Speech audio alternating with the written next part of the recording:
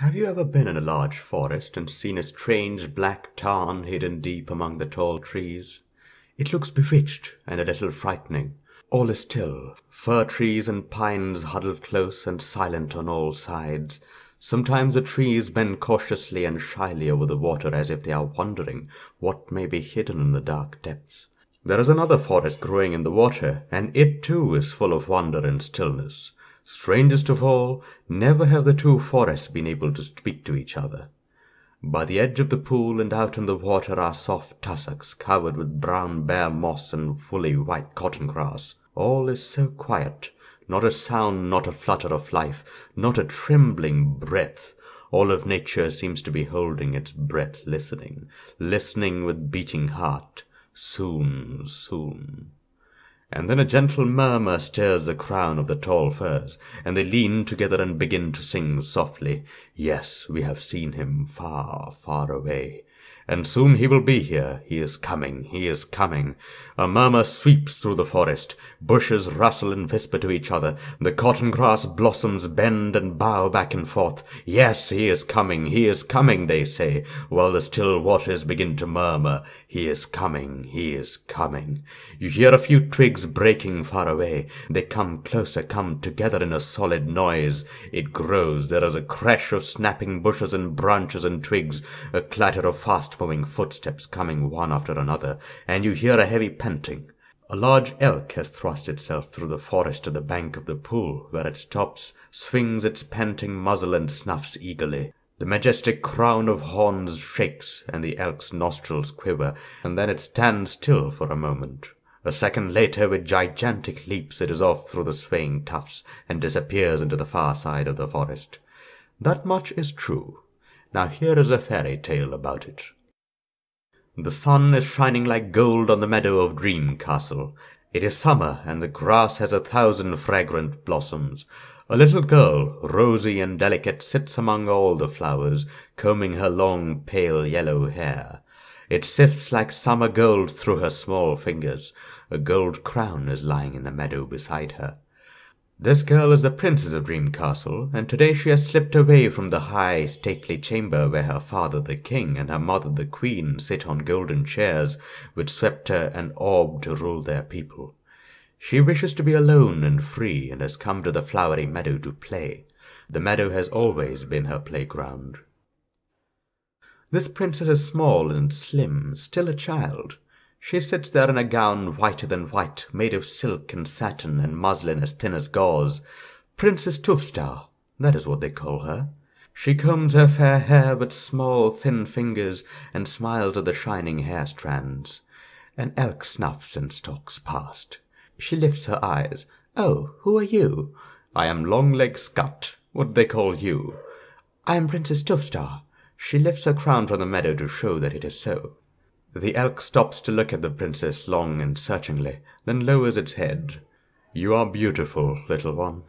The princess rises and moves closer. She leans towards the elk's trembling muzzle and strokes it gently. "How big and stately you are, and you have a crown too. Let me come with you. Let me sit behind your neck and then carry me out into life." The elk hesitates. "The world is big and cold, little child, and you are so small. The world is full of evil and wickedness. It will hurt you." "No, no, I am young and warm. I have warmth enough for everyone. I am small and good, and want to share the good I have." "Princess, the forest is dark and the roads are dangerous." "But you are with me. You are great and strong, and you can easily defend us both." The elk tosses its head and shakes its mighty crown of horns. Its eyes look fiery. The princess claps her small hands. "Good, good, but you are too tall. Bend down so that I can climb up." Obediently the elk lies down, and soon the princess is sitting securely on its back. "I am ready, and now you must show me the world." It rises slowly, afraid of unseating the little one. "Hold on tight to my horns." And it sets off with leaps and bounds. The princess has never had more fun. There are so many new and beautiful things to see. She has never been beyond the meadow at Dream Castle before, and now they are running over hill and dale, over plains and mountains. "Where are you taking me?" she asks. "To Forest Moss," Scott answers. "I live there. No one comes there, and it is a long way off." Evening is coming, and the princess is hungry and sleepy. "Are you changing your mind already?" teases the elk. It is too late to turn round. But don't be afraid. Wonderful berries grow in the marsh where I live. You can eat them." They travel a while, then the forest begins to thin, and the princess looks out over a mile-long marsh, where tufts of sedge come together in soft hollows and hillocks, and where the little stunted bushes on the banks haven't the courage to follow. "Here we are," says Scott, and bends down so that the princess can dismount. "Now we shall have supper." Immediately the princess forgets all about sleep and begins to jump lightly from tuft to tuft, just like Scott, to pick the delicious big berries.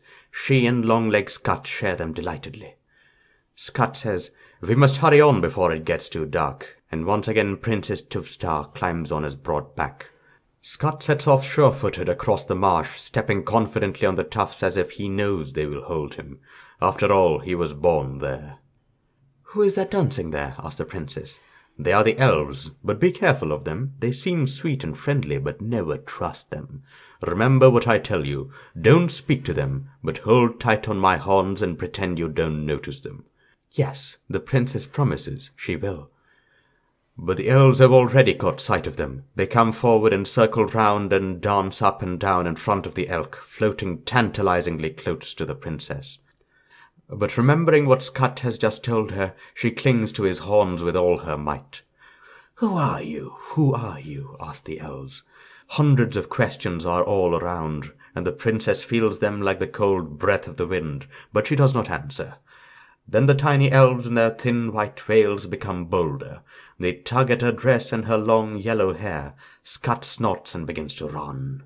Suddenly the princess realizes that the golden crown on her head is slipping, and she is afraid that it will fall off. Imagine what Father King and Mother Queen, who gave it to her, would say, and she forgets what Scott told her and calls to the elves, at the same time letting go of one hand to clasp her crown. At that moment the elves have power over her, not altogether because she clings on to the elk's horns with one hand, but with joyous, mocking laughter they snatch the shining crown from her head and float away over the marsh. "Oh, my crown, moans Princess Tuvstarr. "Why didn't you obey me?" Scott scolds her. "You have only yourself to blame. Probably you will never get your golden crown back, but you are lucky it was not worse." Yet the princess cannot imagine anything worse than what just happened. Scott walks on, and soon she spies a clump of small trees on an island in the middle of the marsh. "Here is where I live," says Scott. "This is where we shall sleep." Soon they are there, and the low hill rises above the marsh, and it is dry and delightful among the fir trees and pines. The princess kisses her dear friend Scott good night, undresses and hangs her gown neatly on a branch.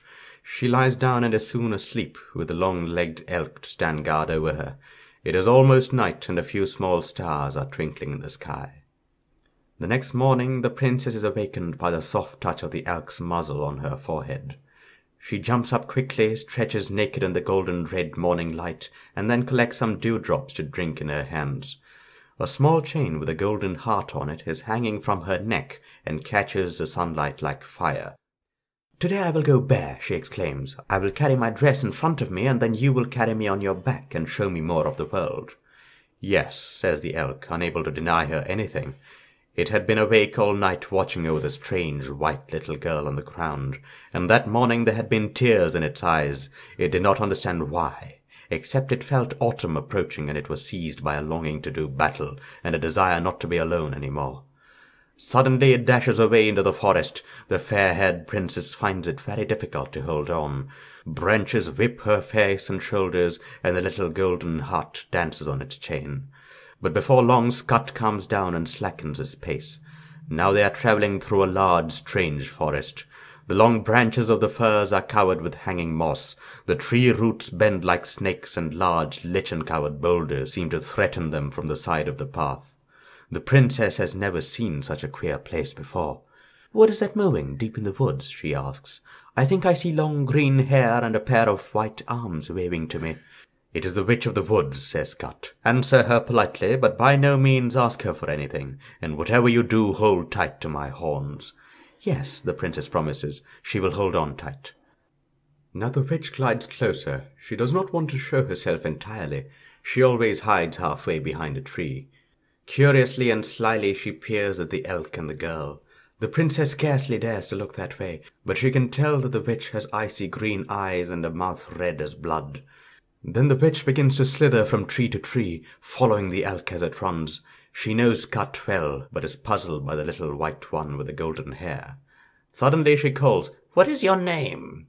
"I am Princess Tuvstarr of Dream Castle," the girl answers shyly, taking care not to ask the witch's name. Of course, she knows who it is.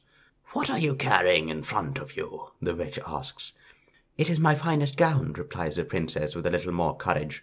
"Oh, let me see it," the witch begs. Of course she may, and the princess lets go with one hand to show the witch her white dress. She should never have done so, for in a trice the witch has snatched the dress and disappeared into the forest. "Why did you let go of my horn?" says Scut. "If you had let go with both hands, you would have had to follow the witch, and probably never come back." "But my dress, sobs Princess Tuvstarr. But after a while she forgets it, and the day passes. And that night the princess sleeps under the fir trees, with Scut standing quietly beside her to keep watch. When she wakes in the morning, the elk is gone. "Scut, Longleg Scut, where are you?" she calls fearfully and jumping up. Here he comes, breathing heavily through the undergrowth. He has been on top of a hill, looking east, sniffing the air, and he has scented something. What? He cannot tell, but his coat is wet and his long legs are trembling. He seems to want to move on and bends down to let the princess climb on his back. Then they are gone in a rush, galloping east. He hardly hears when she calls to him and rarely answers. As if in a fever, he breaks through the tangled forest at a furious rate. "Where are we going?" asked Princess Tuvstarr. "To the pool," is the answer.